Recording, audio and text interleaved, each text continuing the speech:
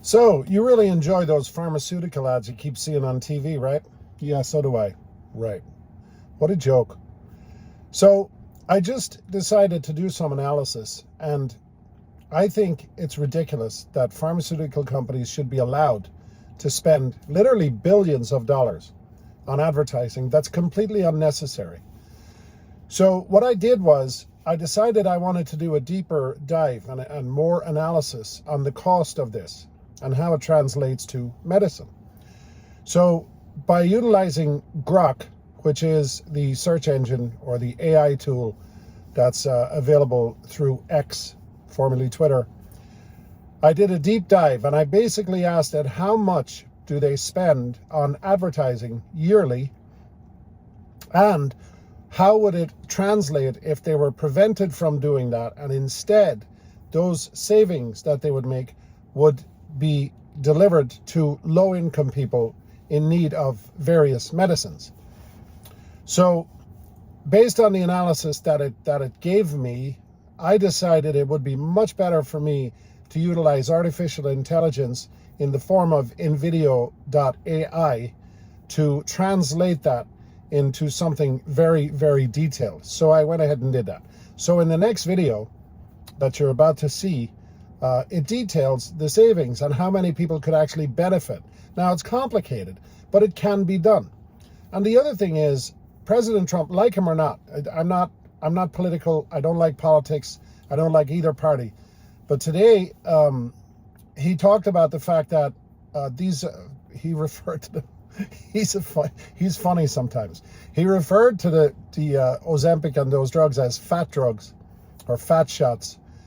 He said that in London, he has a friend over there who's very overweight, very successful man, and he called the president and he said, I don't understand, why am I paying 88 euro for this shot in London, the fat shot? And in the United States, when I was there, I was paying 1,300. Like, there's a problem with that. Anyway, watch the video. And also, if you like what you're seeing on this channel, please like, subscribe, and share the video. So here it comes. I asked Grok to calculate the amount of people who would benefit if big pharmaceutical companies stopped paying for advertising and instead funneled the savings towards providing medicine to low-income people. Estimating the number of individuals who could benefit from redirecting pharmaceutical advertising budgets to provide free medicine involves several assumptions and calculations based on available data. Below, I outline the process and provide an estimate, acknowledging the complexities and limitations.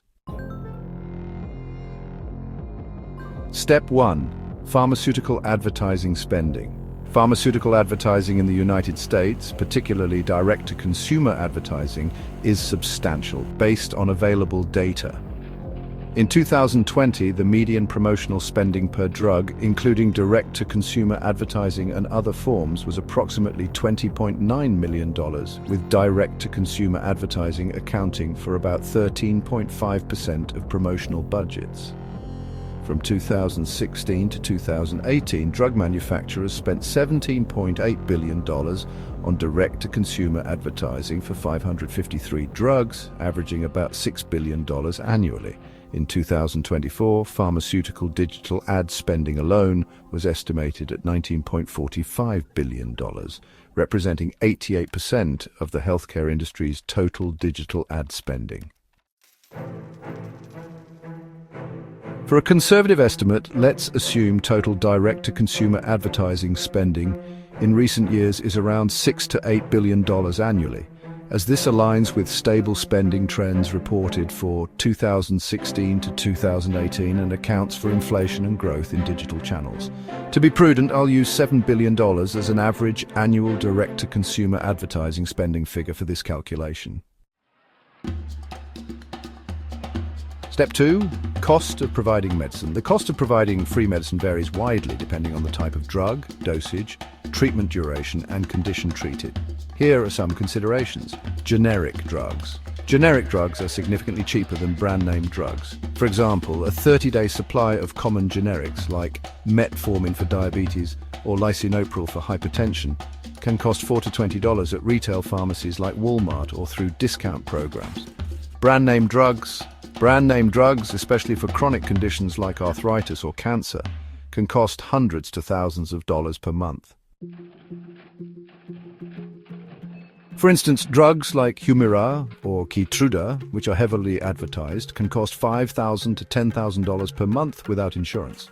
According to the Kaiser Family Foundation, the average annual cost of prescription drugs per person in the US for those with prescriptions is about $1,200 to $1,500, though this includes both insured and uninsured patients and varies by condition. For this estimate, let's assume an average cost of $50 per month, which is $600 annually per person for a mix of generic and some lower-cost brand-name drugs. This is a rough average, as providing only generics could lower costs to $10 to $20 per month, while including specialty drugs could raise it significantly. Step 3.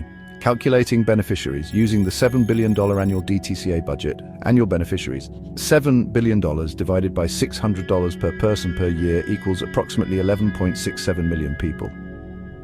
Monthly beneficiaries, for context. If the budget covered a single month's supply at $50 per person, it could benefit $7 billion divided by $50, which is 140 million people for 1 month. But this is less practical for ongoing treatment. Step 4. Contextualizing the beneficiaries. The US population is approximately 330 million.